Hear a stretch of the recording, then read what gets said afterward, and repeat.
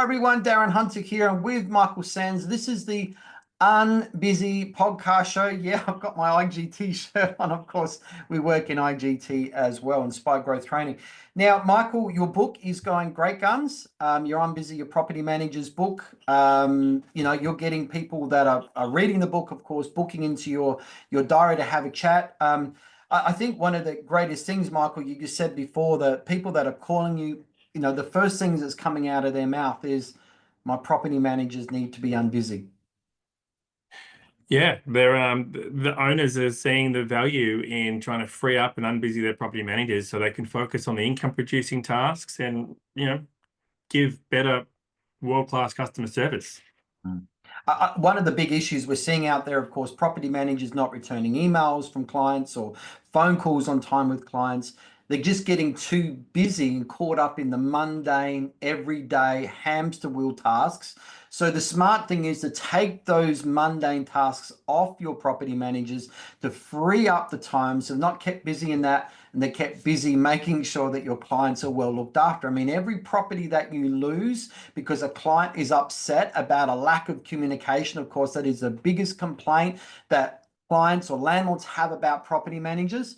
Every property you lose is likely worth, what is it, Michael? Probably $5,000 to $7,000 in asset value, maybe more, plus the lost fee income per property. If it's $2,000 to $3,000 a year, and you're meant to keep that management for 5 years before they sell or before they move back in, we're talking anywhere up to a $15,000 problem when an owner takes the property away because their emails and phone calls aren't being returned. So make sure your property managers are getting busy doing the right things and not getting busy doing the wrong things. So And so let's talk here's a today. stat, Darren. Before we get in, I just want to throw in this stat, which I find is really important because a lot of owners don't track and measure their phone calls.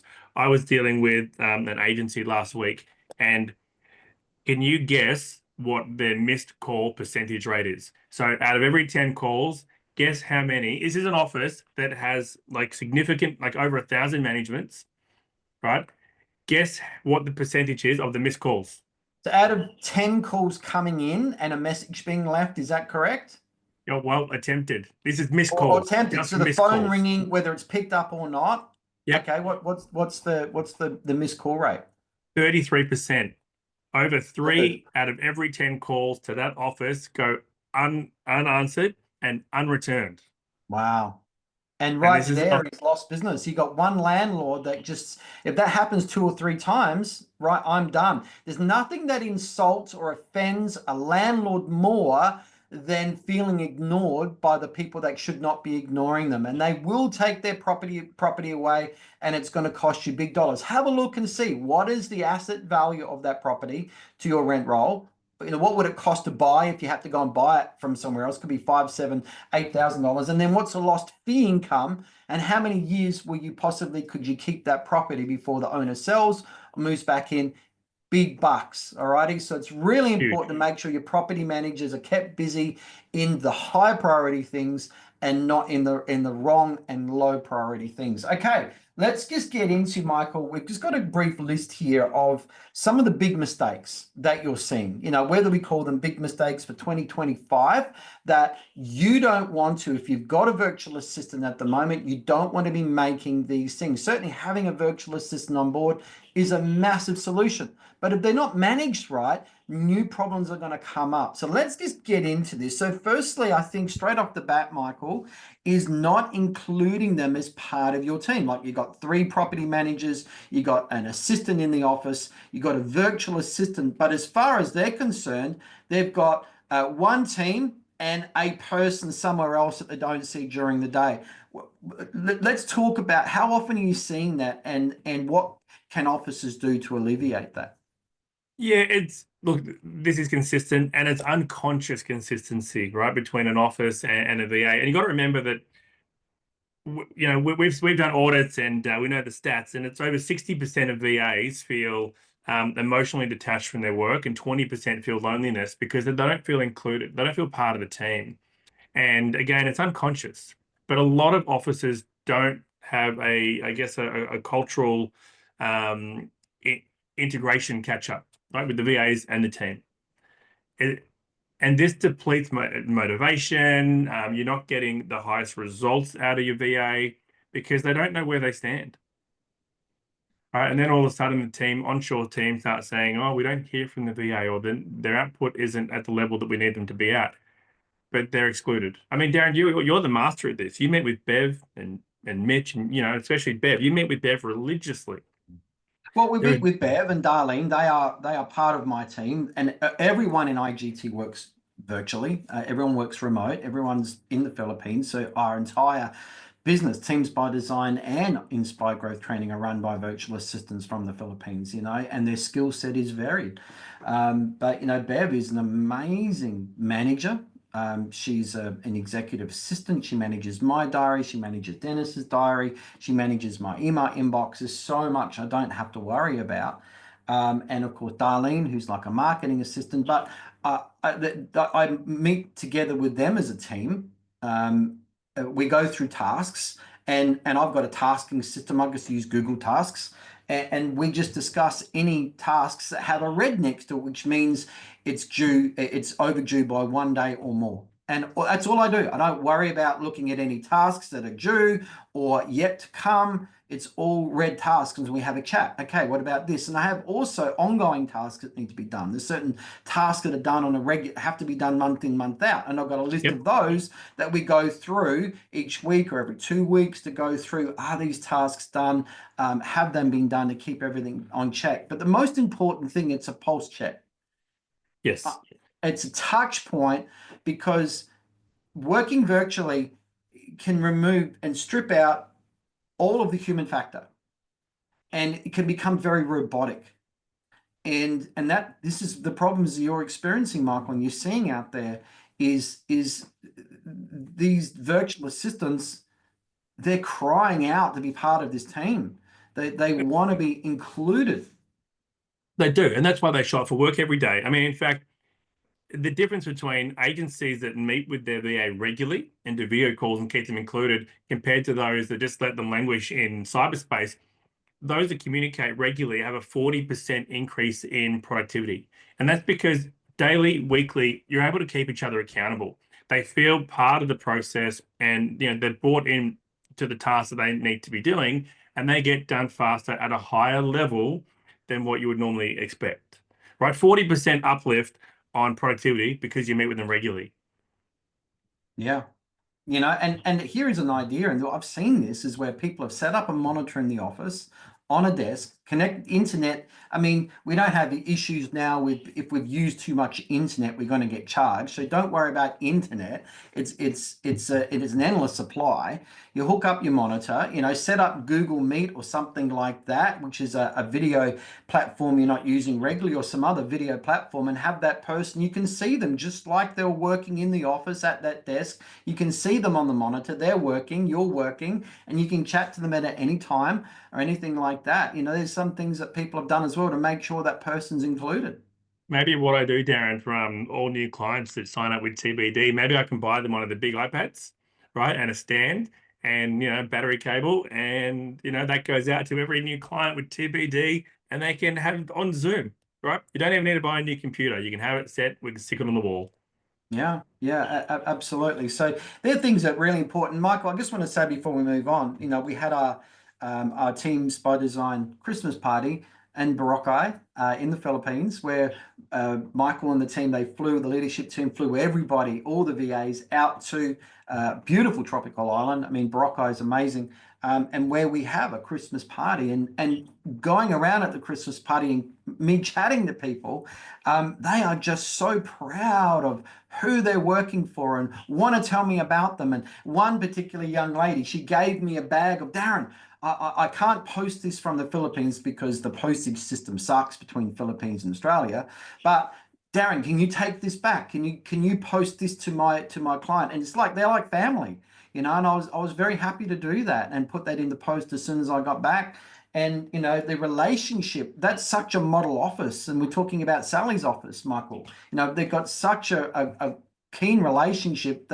This person's so much part of their team, because Sally makes sure that everybody is included. Yeah, it's definitely key. And for those agencies that have a virtual assistant out there, make sure you communicate regularly. Like, Mhm. let them buy in. And I mean, Kim, who works for a client in the UK, she regularly shows her dog, sends photos of her dogs. So that's just another way that even though they may not catch up every single day on video, the team know what's happening in her life. They're like, oh, Kim's great. She sends us photo of the dogs. We love dogs. Finding commonality there. Well, you should be meeting with them every week, every 2 weeks at least, on video in a 15-minute meeting, a 30-minute meeting, just to touch base. How you going? Have a look at the tasks, go through any issues that have happened as well, iron those things out. You've got a good understanding, but you're doing a pulse check, a heart-to-heart, human-to-human contact. Okay, really important. My goodness, I've done this for years. I would not be without having that regular routine, scheduled weekly or every 2 weeks contact. Don't leave it any further than that. But this moves on to the next mistake that you want to highlight, Michael, because where we haven't and lacking team culture, where we're lacking that inclusiveness, that we've just got one team, not people in the office in our team, or oh, we got someone out there that we hardly hear of, it leads to double standards. So Michael, do you want to explain what you mean by double standards? Yeah, and again, I think this is something that's unconscious. Like a lot of agencies unconsciously do this, where an example of a double standard is I'm in an office with you, Darren, and I say, "Hey, Darren, here's this lease or this document that I've worked on. Can you look at it?" And you'll say, "Oh, look, Michael, there's a couple of things there I need you to change, but go back, do this, and this, and then we can send it off." Right? And then that's normal. But I find in the outsourcing space that if I was to send you a document, Darren, and you review it and there's mistakes, the first thing you do is, oh, mistakes. How incompetent is this person? There is 100% a double standard there.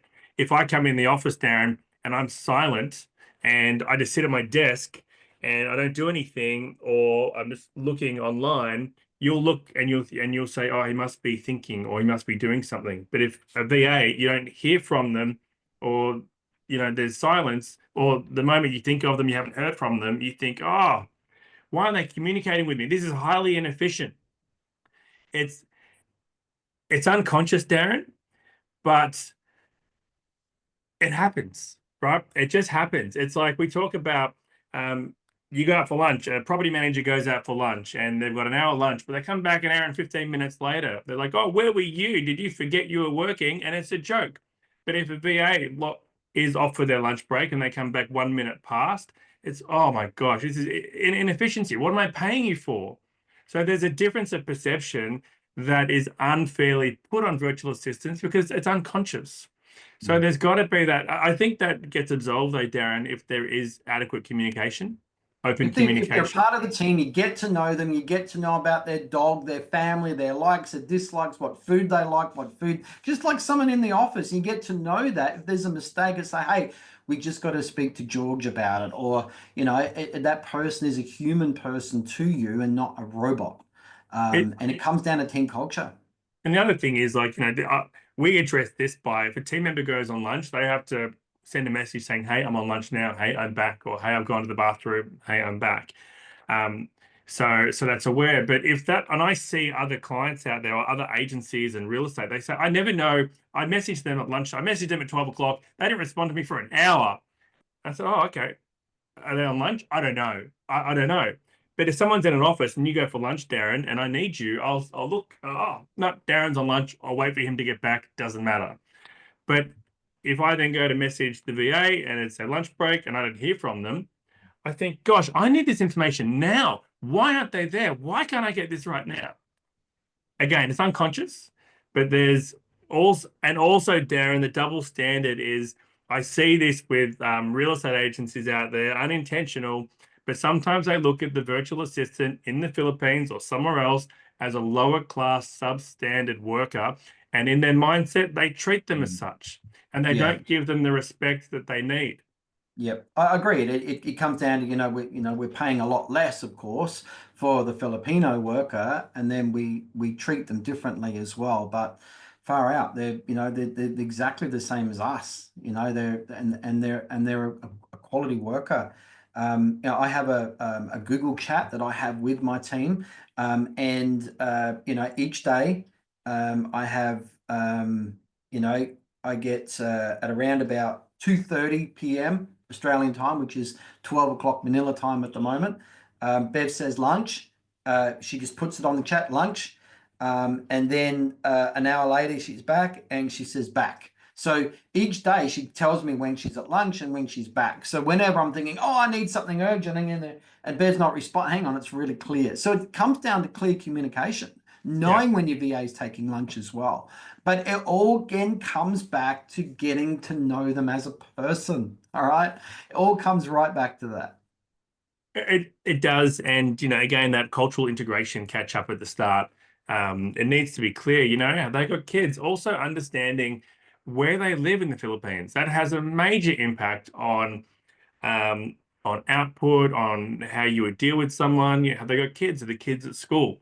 Do they have to go pick the kids up? Do they have help? Is there support there? Are they prone to outages and weather disruptions? And what's their backup situation like? If you don't know these things or there's no plan in place, then yeah, you're dealing with silence and a double standard expectation. All right, let's just move on to our last big mistake that we're seeing now, and it's not utilizing your virtual assistant properly. So, Michael, give an example of that. I guess we see, Darren, that a virtual assistant will apply for a job. So someone in the Philippines applies for a job, and that job might be working with a real estate agency, and that agency just needs applications processed, right? And the person's good, they have good attention to detail, but they have a greater ability to be able to multitask. And it could be they have excellent customer service experience. They're great on the phone. They have a creative knowledge, or their accounting background is on point. All of a sudden, you've got a virtual assistant that's just processing your application forms, but they can do so much more. And they feel underutilized because they know they can deliver more, but you don't want them for anything else. You don't have the conversation with them. Hey, what would you like to do in 6 months? What are your aspirations? And I guess when you're hiring someone, you're trying to fill a need, but their skill alignment doesn't match the need that you need fulfilled. And ultimately, that's going to lead to frustration, boredom. There'll be a breakdown of communication, no doubt, because you just want to set and forget. You want them to do particular tasks, and you set and forget.